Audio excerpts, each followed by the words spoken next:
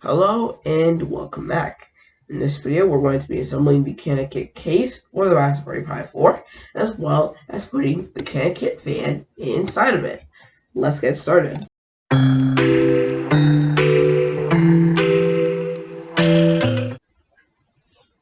Alright, so first, get all your parts. You will have an outline of the case, or not outline, a border piece that goes on the outside. You will have a bottom piece like that. We can set that out to the side. You'll have a top piece where the fan is going to go, the fan itself, and a Raspberry Pi 4. This is the 4GB model.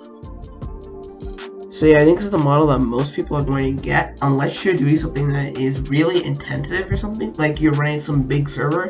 Then I think the 8GB model would be a better job for that. And then you'll also have a Samsung 32GB Evo SD card that has Noobs preloaded on it. Alright, we can start with the assembly. So first, take your Raspberry Pi 4 and the bottom piece. And now you just want to kind of just slide it in, something like that, so that all the ports will line up. So the USB-C, both from the HDMIs and the headphone jack, they all line up. Then the Raspberry Pi is now in the bottom case, whatever. Next, we want to take the outside of the case. This is going to be going all around on the sides, like that. You just want to line it up like that, so that all the USBs line up. So if you take this, you should be able to line up all the big holes with the Ethernet, USB 3, and USB 2.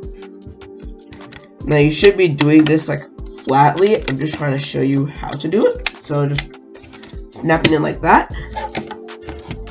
And then the last step would obviously to attach the, the top piece onto it. Now we're also missing one thing, the fan. Now the fan is optional. However, I would recommend that you use the fan, just so that your Pi doesn't get too hot. So we will take the top piece and the fan. We'll make sure the CanaKit logo is facing up. Push it in, and then you have to connect the fan's GPIO connectors to the GPIO pins on your Raspberry Pi 4. Now, the instruction manual does say what pins to connect it to, so yeah, you might have to consult that. However, I think that the red/pink pin goes into the first GPIO slot. Actually, let me just do this. So it'll go on the top row, on the second pin, top row, second pin, and then the black one will go right next to it. So oh my camera. So like that,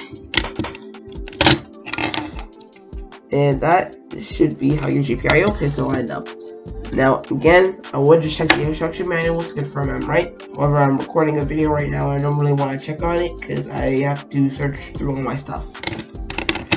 Yeah, we'll just have to snap it in like that, and the Raspberry Pi has been built.